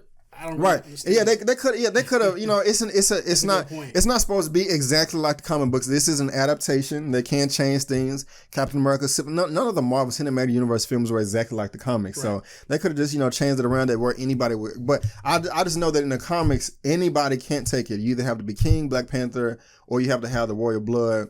Of course, T'Challa was. Of course, Killmonger was, so it makes sense why they was able to take it. And you notice when they was doing the waterfall trials, Forrest Whitaker made him take that to take the powers away, so that the fight could be even or whatever. So that's that. But that was a very beautiful scene where Killmonger went to the ancestor. When they both went to the ancestral plane, he woke up. He was saying burn all of the herbs or whatever. But Nakia came and she took one out or whatever. Then we got to see. Them go up to the mountain trial with the Jiraiya. I liked all that. I liked the fact that they made Agent Ross shut up. The first thing I was like, bro, you don't need to talk, bro. Like, just be quiet and listen. You know what I'm saying? Like, you are completely out of your element. And I liked it right after that. It was like, you need to shut your mouth or whatever. When he made the comments, I'm like, you either, if you say one more word, I'll feature to your children. But then he kind of messed around on this playing, we're vegetarians. I was like, you could have left that out, Why? It was funny. I liked it. The whole theater was cracking up at that. Yeah, it was funny. It didn't ruin the scene, but I liked the seriousness that he had. I was like, damn. It just made me feel like, okay, M'Baku is not messing around. Whatever, this dude will crack your skull. You know what I'm saying? If you he was funny. He was funny throughout the movie. If they're vegetarian, somebody made a point talking about if they're vegetarians, how do they get, where do they kill, how do they get their fur from? Are they killing and eating animals? I was like, well, I guess you got a point there. It was IGN that made that. I was like, oh, that's a good point. You know what I'm saying? But who knows? They can kill animals and not eat them. That's true. But I like all of that there. The dialogue there, that was great. And, I guess we're at the end of the movie now where, the end of the movie kind of seemed rushed to me. W'Kabi and Killmonger are out on the ledge. It was already over 2 hours, so. Yeah, you're right. They were out there on the ledge and, talking about sending out the weapons, and I liked all of that. And then, he came or whatever. Black Panther destroyed the ship. He came. I never yielded. It's like, that's true. It's like, I like how that dude on the border tribe asked W'Kabi, like, W'Kabi, what do we do? Like, I don't know what to do because everybody's making valid points. So many choices. You know what I'm saying? Like, it wasn't that was one of the things I loved about the movie. It was one of those situations where the actors could, or the people could make choices and they weren't all bad or good. Right. It's just like, what side do you want to be? Right. The conflict was real. When they were on the waterfall, the fight is over by yielding or death. He didn't die. And he didn't yield. Just like you said, I never yielded. He had a choice. He could have killed him. He could have stabbed him in the heart. Right. That was his fault. He should have. But he made the choice to disgrace him and they couldn't bury him. Right. And throw him off. Came back. Yeah, so like the fight continued or whatever. He was like, oh, that contest shit or whatever he said is over with. But, and then like W'Kabi is like, well, I mean, they could have just let him do a one-on-one fight. But again, W'Kabi is still not betraying the throne or whatever. You know what I'm saying? when the dude asked him what to do, but Danai Gurira was right there, just like, stop this. The Dora Milaje and them split or whatever. I liked all that. That was cool. But the thing again, the last action scene, it was cool. But I say it was cool. It was not on no Winter Soldier level. It was not on no Avengers level action. It was definitely not on no Civil War action. It was just too much CGI in that last battle for me. Like, them rhinos look fake as hell. What's crazy is, like, the cheapest Marvel movie they've done was $130 million with Ant-Man that came out summer of 2015. This is $200 million. Okay, the most expensive MCU film was Civil War and Avengers 2. Avengers first one was $225. Civil War and Age of Ultron was $250 million. This was $200. So usually solo films, they usually spend $130, $150, and maybe $170. So they gave this one $200 million. It's not that they didn't have enough money behind it. They may just, different art department. I saw ILM in the credits. That's Industrial Light and Magic. I don't know if that's just the time or what, but that was just too much CGI for me, bro. And the transitions from all the CGI in that grass, and then them transitioning back on the ledge where it actually showed the Dora Milaje fighting Killmonger, going from that real live action person to CG to live action. It just was a little bit underwhelming for me. You know what I'm saying? Like, I love this movie. We get into the end. I love this movie. I love the action in the casino. I mean, that was cool. And I love the action at the waterfall stuff. But the very beginning in Nigeria and the car chase was okay. And then this action scene at the end, it was all right. The best part of the action to me was the Dora Milaje versus Killmonger. Right. I like that. They were tagging his ass, and he had the armor. That was definitely the most fun to watch. Right. They was fighting like the 18 monks from, Shaolin or something, how they fight as one unit. I love that. That was beautiful. You are too evil to be a king. Doom, doom. I mean, that was just dope. And like, she said somebody's name, and half of the Dora Milaje ran to fight the border tribe, and protect T'Challa, but like 3 or 4 of them stayed behind. They were just so in sync, bro. And she just they just knew what to do. You know what I'm saying? That was dope. And I like how they had them hemmed up. It's like, and they was breaking them down. And I was like, get the necklace. Get the I was like, but they were shocking him, and he was being, he was building up that kinetic engine. And I was like, damn, they flew, bro. And that was cool. I like that. And even when the kid, one other thing, bro, when they were in the lab and they was like, hey, Agent Ross, I want you to fly the ship, blah, blah, blah. It's a little nitpick. Not Nakia, Shuri, did she have enough time to put the makeup on, bro? I can't remember. I was like, wait a minute. I mean, there was action going on, so right. I wasn't in that, like, let me. I just noticed that. I don't know if she could do it quickly, like, bloop, I don't know, but hey, little nitpick, but I love her outfit, bro. I love her little arm cannons or whatever. Right. And I love the disc because Nakia can fight her ass off, bro. She was taking on Black Panther, not Black Panther, but Killmonger by himself with those she threw the little disc or whatever. He did the ninja jump barrel roll. He had 2 weapons, bro. She took away both of his weapons, like one by one. She threw one weapon away. She was throwing the thing, sliced him in the back, threw the other weapon away, but then he came and, scratched in the leg and then threw her, but she was holding her own while Shuri was up there shooting her. And then Shuri turned it on, just like, just blasting them out. I was liking that or whatever. And then,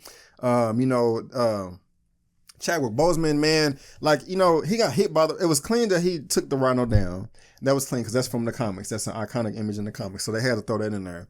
But the rhino knocked him the F out, bro. And he absorbed all that energy and flew over there. And they just kind of start beating the hell out of him with those Wakandan blades. I really didn't like that because I'm like, man, they just beating the hell out of him, and it's like no damage at all. Right. You know what I'm saying?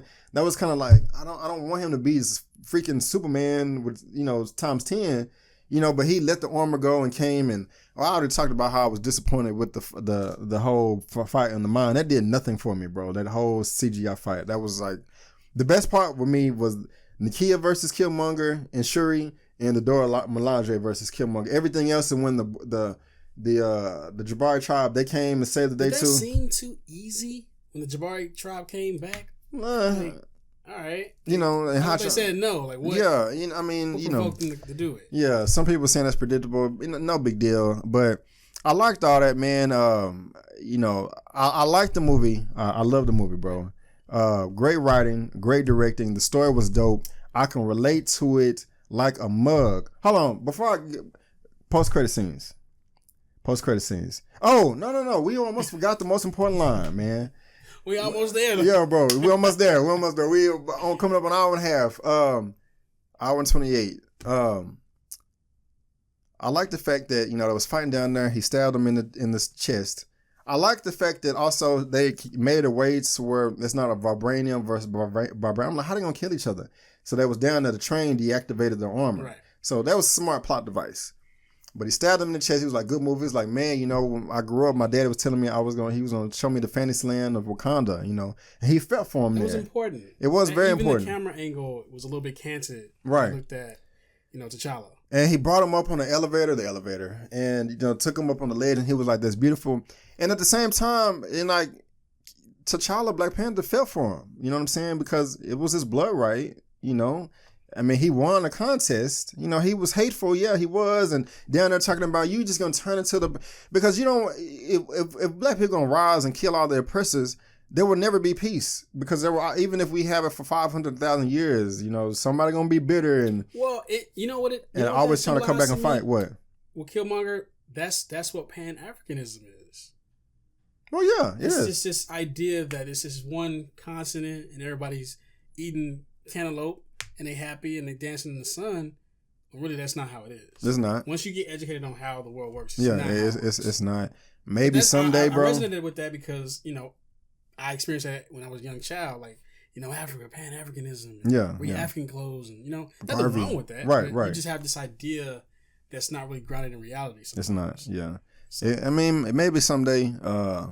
It'll take a while. I do want to. After I'm done, I want to talk about on video, people let's create our own Wakanda. How we feel about that. We'll get to that. You'll probably be surprised about what I'm going to say. But he took him up on the ledge, man. This is beautiful, man. And he was like, maybe we can save you or whatever. Maybe we can heal you. And he was like, why? So I can be locked up? Because even if he's healed him, bro, that relationship would not work. Right.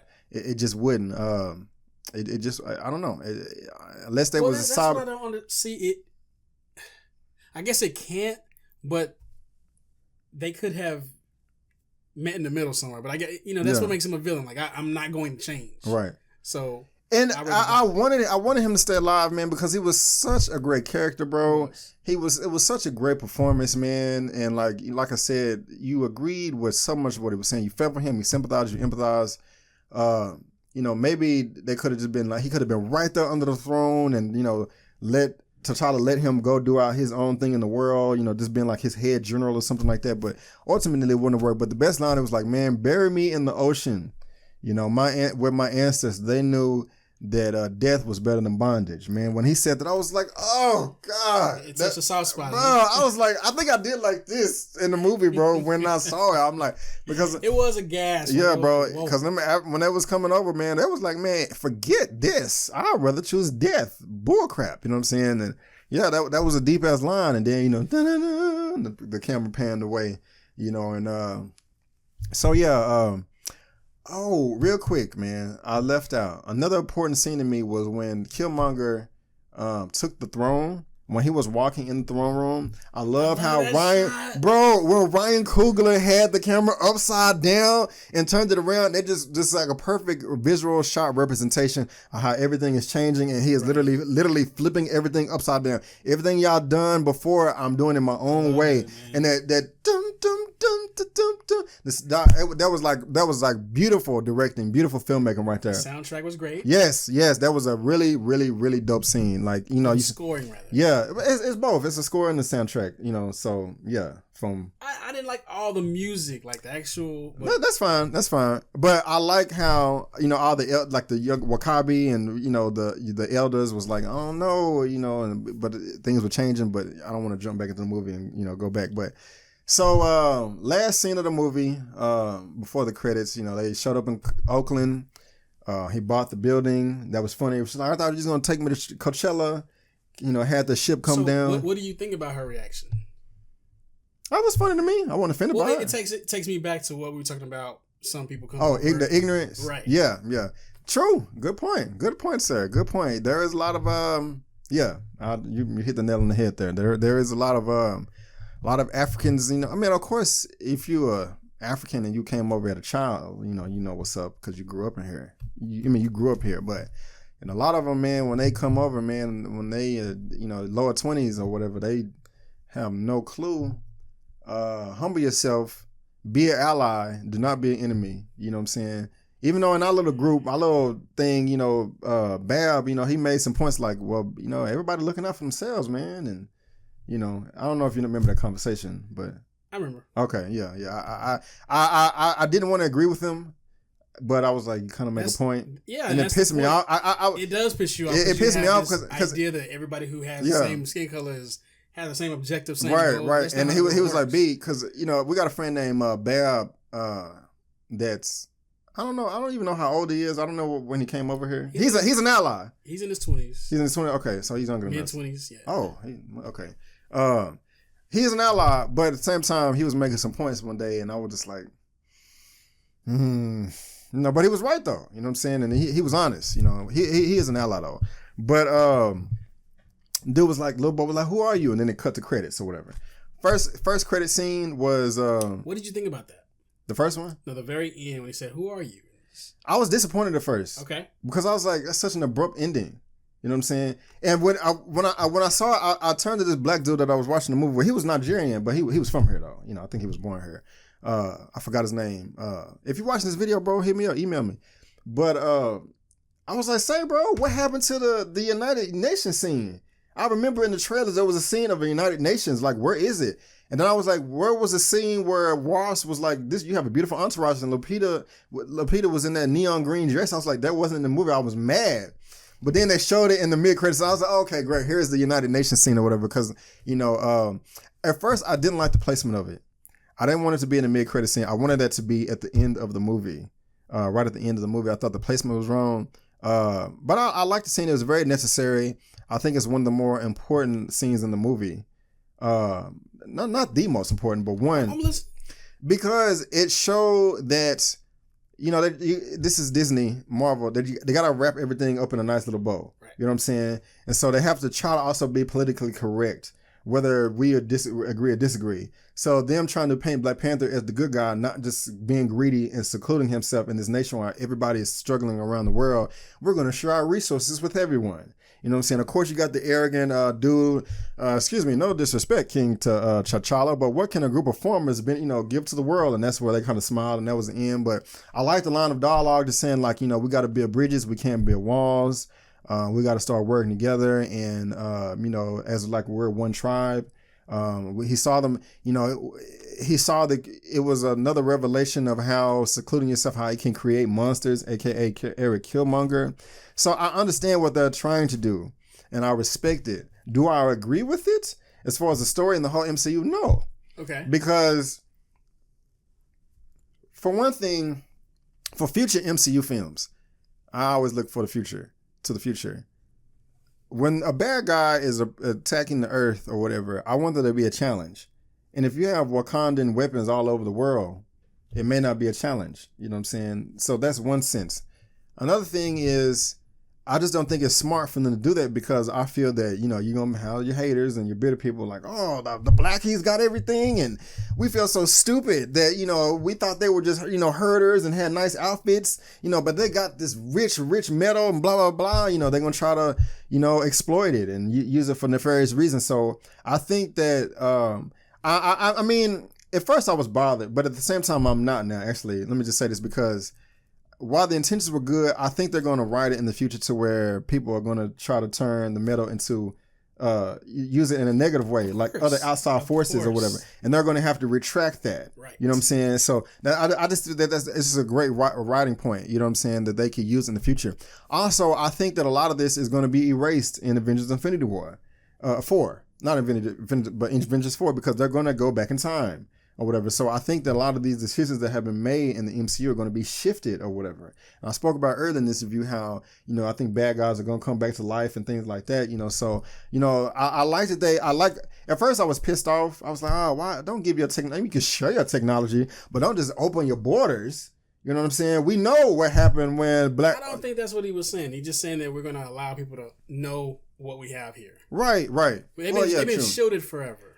So we don't even know this exists. Right. Goat hurt. Right. You know what I mean? And at the same time, some people that haven't even seen the movie yet are crapping on the Africans, talking about that. I mean, they were oblivious that everybody in the world was living like garbage. They didn't know. They were in their paradise. What if you are literally millennia above everybody else? Why would you go visit somebody else? But then the Africans that were in the other parts of the world, they knew and they came and reported back. So they could have gave a better line of dialogue, just like when Nakia and T'Challa early on in the movie were talking. She was like, "I can't be happy knowing the people out there need us." He could have given a line of dialogue like, "Well, hey, we always tried to be nice and give in the past, but people always would attack us or try to take what we have," and things like that. And that's what happened in the real life. We brought some people out the dark ages and just gave them all the knowledge and all the resources, and what did they do? So I don't know, but you about to say something? No, I mean, you're right. Go ahead. Oh, and then the last credit scene, we got Captain Bucky Barnes. In the hut, Captain America Civil War, he was brainwashed. He said those lines. He turns into a mercenary assassin, but he was dropped off in Wakanda at the end of Civil War. Shuri fixed him, played by Letitia Wright. That's what she made early on the other movie early in the film when Everett Ross was coming in. Excuse me, I'm sorry. I'm so sorry. When Everett Ross was coming in and she's like, "Oh, you got another broken white boy for me to fix." The first white boy she was talking about was Bucky Barnes. Okay. Know what I'm talking about? Remember when Agent Ross was... No, I remember what you're talking about. I didn't understand what she was talking about. Oh, yeah. And she was like, you brought me another broken white boy to fix. So Agent Ross was the second white boy. Agent Barnes was the first white boy or whatever. And the little boys called him the White Wolf. Now, I am not too... At first, I just thought they was calling him a cool name called White Wolf, but that actually has some backstory in the comics. The White Wolf is a character that was in Wakanda that is a white child, I guess. In my little research, I think he grew up in Wakanda, they trained him there, and he also worked side by side with the Black Panther, and he also led another Black Panther or another Wakandan tribe of special ops in Wakanda, and they was all dressed in white or something like that, and they were just as strong or stronger than the Dora Milaje, and it was led by him, the White Wolf. So he may not be Bucky Barnes anymore, or the Winter Soldier. They may not call him the Winter Soldier anymore. They may call him the White Wolf. I gotta look up more than that, bro. But that's the end of the movie right there, man. Like I said, I love the movie. I really do love the movie. I was looking forward to this movie. Was it the most perfect thing ever? Is it the best movie in the world? No. It does have some problems. It does have some issues. I love the characters, very strong characters. I can relate to them. I love the costume design. I love the soundtrack. I love the cinematography. I love the plot. I love pretty much everything about it. But my nitpicks goes to the action. I wish the action was a little bit better for me overall. I can see that. And the CGI towards the end was a little, problematic. And I talked about that. And I gave it a 9.25 in my review. I'm going to change my review. I'm going to bring it down slightly to a 9 out of 10. So it goes from a 9.25 to a 9 out of 10. I'm just being honest. Love the movie. I'm going to be buying this and all of that. I'm about a soundtrack. I may go see it again in theaters. As far as the MCU is concerned, where this ranks, this is the 18th film. This is definitely in the top 10. I would say top 5. It's in my top 5. Really? Hold on. Let me just write this down real quick because it's one. Rank. Is this in the top? See, I can't make a decision yet on that. I got to think about it some more. To me, this is my number 5 or number 6. That's fair. I can't because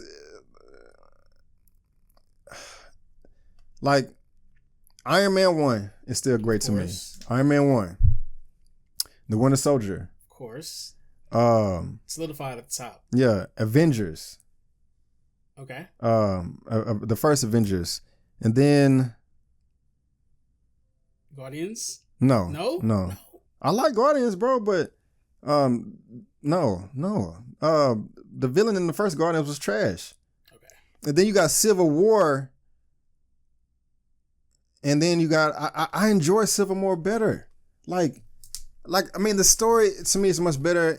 See, I don't know, bro. I gotta. It's definitely Black Panther is definitely in my top 6. Okay. And I know my top 3. Where's Guardians? That's at the bottom. No. Guardians is in the middle. Okay. Guardians in the middle. My bottom 5 is like Iron Man 2 and 3, Thor, 2 and 1, and like Incredible Hulk. I like Black Panther. I like Black Panther better than Thor Ragnarok. You know what? I think this will be excuse me. I'm so sorry. Excuse me, guys. I think I'm gonna get this. I think it does make my top 5, bro. I think it does. So it's like Iron Man, Winter Soldier, and Avengers. That's still my top 3. And then Civil War, maybe maybe number 4. Black Panther 5. Thor Ragnarok 6. Ant-Man 7. And then after that, I put Ant-Man above Civil War, but whatever. Man, that's cool, bro.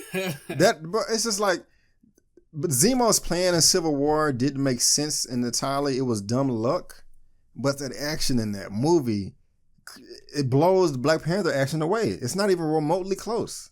Not even remotely close. You know what I'm saying? And I don't know. I mean, right now I'll say that I may change this, but Black Panther. I mean, my 4, 5, and 6 is my 1 to 3 is not changing, but as far as Black Panther, I probably say it's my number 5, maybe number 6, but I'll say number 5. I can live with that. Yeah, it's probably my 4 or 5. Okay, cool. So what are your final thoughts of the movie, bro?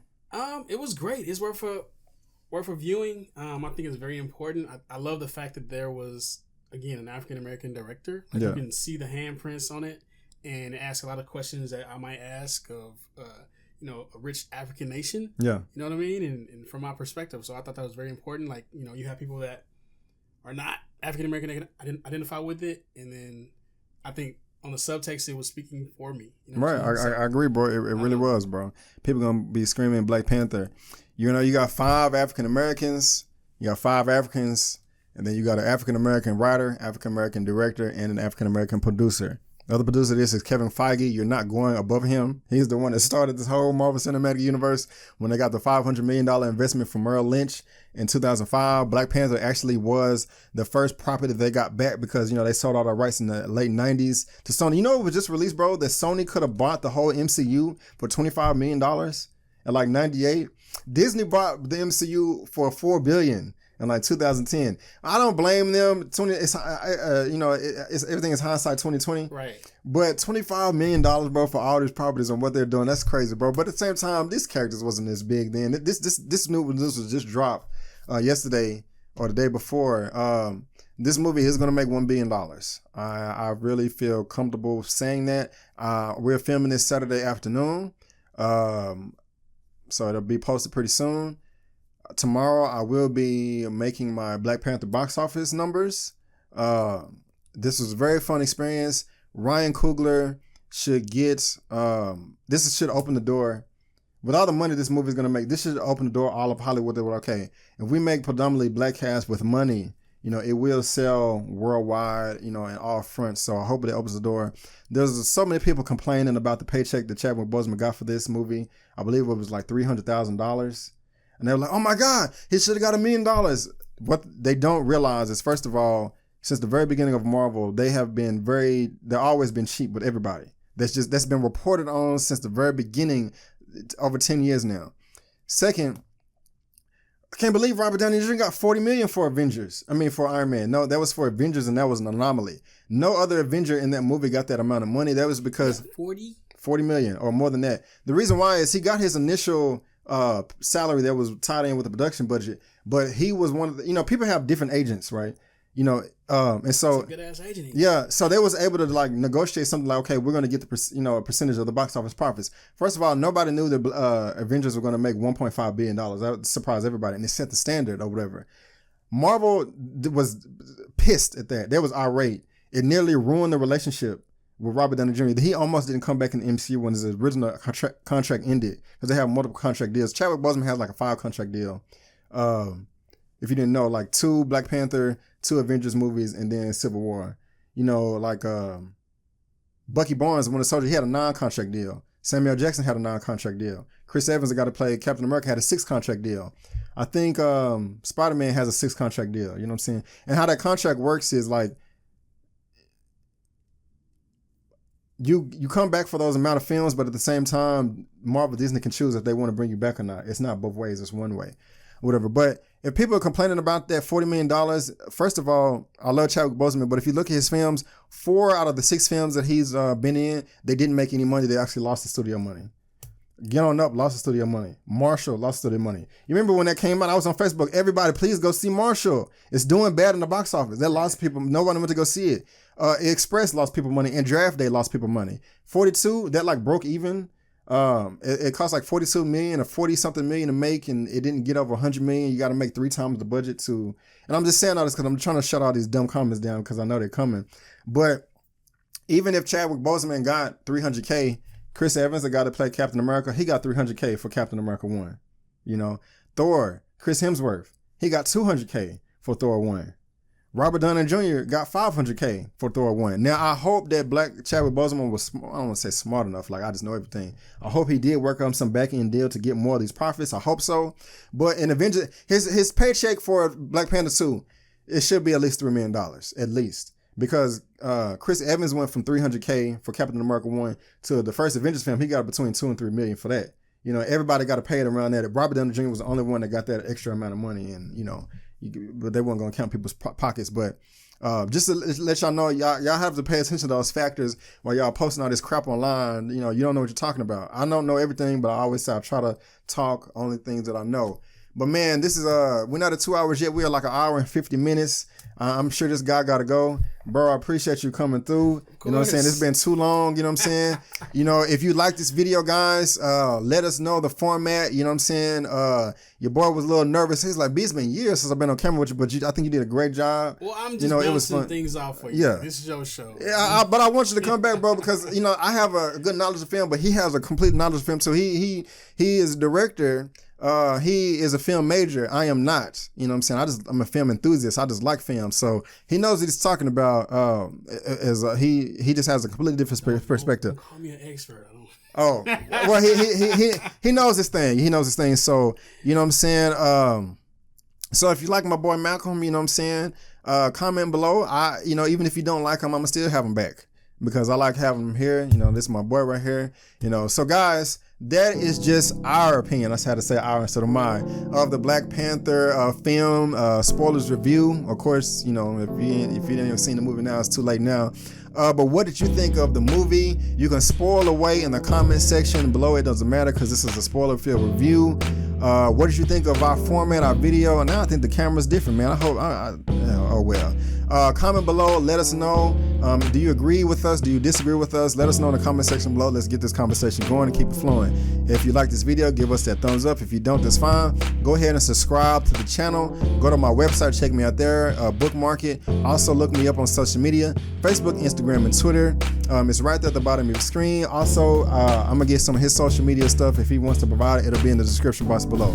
But guys, I just want to thank you again for tuning in to my opinion and Malcolm's opinion of Black Panther spoilers. And, you know, we'll see you next time. And before you go, don't forget that my name is Brandon Keith Avery. Malcolm Tassan. And that's just our opinion. Peace.